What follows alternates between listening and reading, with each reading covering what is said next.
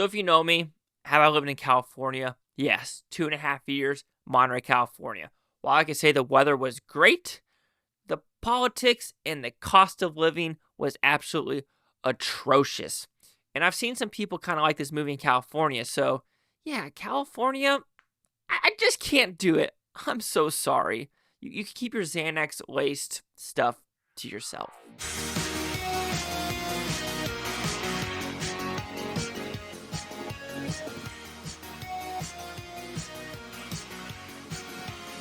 Chase Lee Hockey here with the Blue Futon reviewing Sacramento. What's about pretty simple premise. We're following two quote-unquote best friends with Michael Cera and Michael Argarzio, if I'm saying his name right.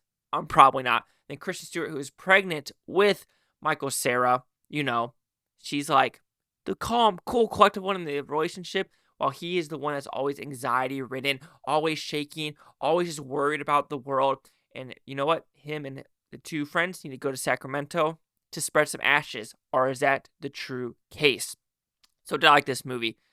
It is weird because when looking at the reviews, some people are saying it's the super bad of the 40 or the 30-year-old anxiety waste, whatever, generation.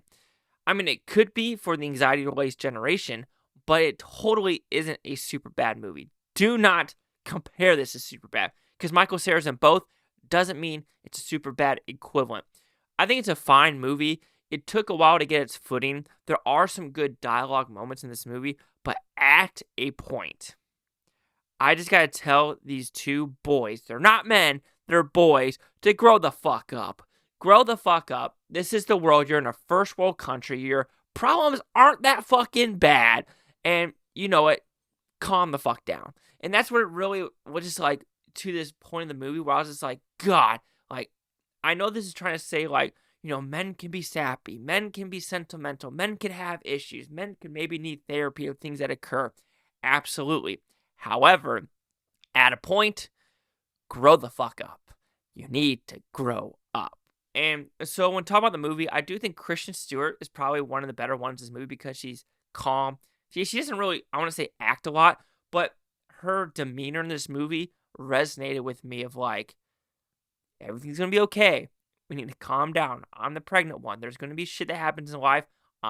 We need to figure this out together. And, there are some good dynamics about a placenta. I know it sounds weird, but that conversation with Michael Cera and Kristen Stewart was probably the best one to understand what was happening and some witty, good dialogue. And this movie does have some good, witty, good dialogue, and it really did connect me with some of the characters. And when I was in that level, I liked it, especially one with a park bench. That was a great scene, especially when ashes were, dumped, if you want to put it that way. I was like, okay, we're getting somewhere. We're actually getting somewhere.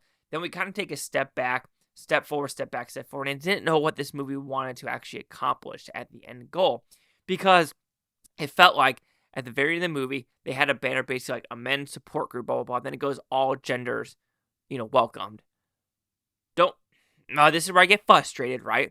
Because if we are truly talking about men not being able to, be, I'm going to say normal, but hold their own, yes, shit's going to happen in everyone's life. Absolutely. You might need therapy.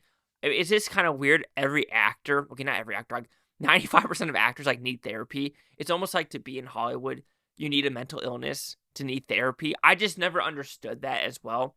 So, because when you look at some of these actors, some of them have a pretty cush life, but you still need therapy for what? And whatever. Blah, blah, blah, blah, blah, blah. First world problems. But when it says that all genders welcome, it's like at a point, don't you want kind of, there's some spaces where females should be in female spaces. For example, pregnancy. There should be no men. Like, if there's a woman pregnancy group of them yelling their emotions and talking about being pregnant, I don't think men should be in there because men can't get pregnant. It's period, end of subject. Only women can get pregnant. They're the ones with the vaginas. They're the ones with fallopian tubes, ovaries, and they don't need surgery to get pregnant naturally. So at a point, you're just like, yep, there should be some levels if you want to really connect with the sexes. That's how you do it. And of course, when they added it, I kind of had an eye roll. It's like, oh, that's California. And why is it always California that always feels like all the anxiety, like the New York, the Illinois, like living in Illinois, you just feel people like all tense, like calm the fuck down.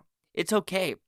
Like there's a lot worse shit going on in the world, and I feel like that's where I was just getting frustrated with this movie because what I've experienced, where I've been in the world, and things like that. I'm just like, bro, like why are you so anxiety laced? You know what you're getting yourself into. You know you got married. You know you're gonna have a kid. It's made just decisions you have made, and this generation is like. I see it on TikTok too of like, I just can't, mental illness. I'm just like, God, I just don't know what to say sometimes to some of these people. And this kind of like helps that generation. I want to say calm down, but it's like, you don't need a safe space for everything.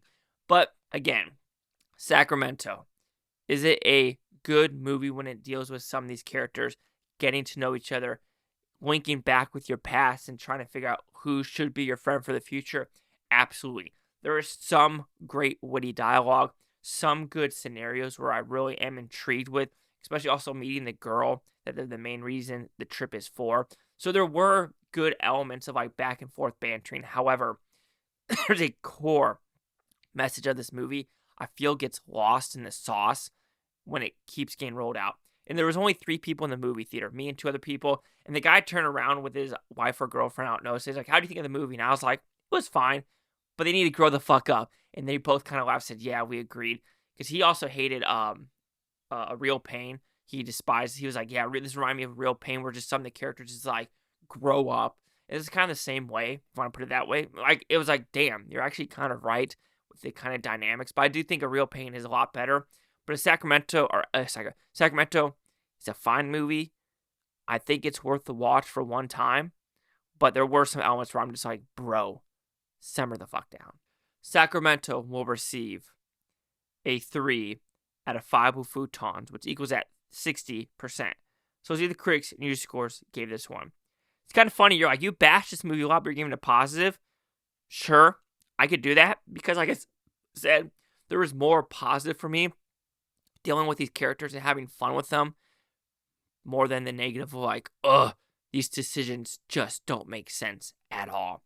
So we have a 91% with 44 critics, no audience score. Critic consensus, an amusing perspective comedy about the push and pull of friendship. Sacramento glows with charm even when his characters drive each other mad. So I'm just looking, it looks like most of the people are giving it like in the mid-range 60s.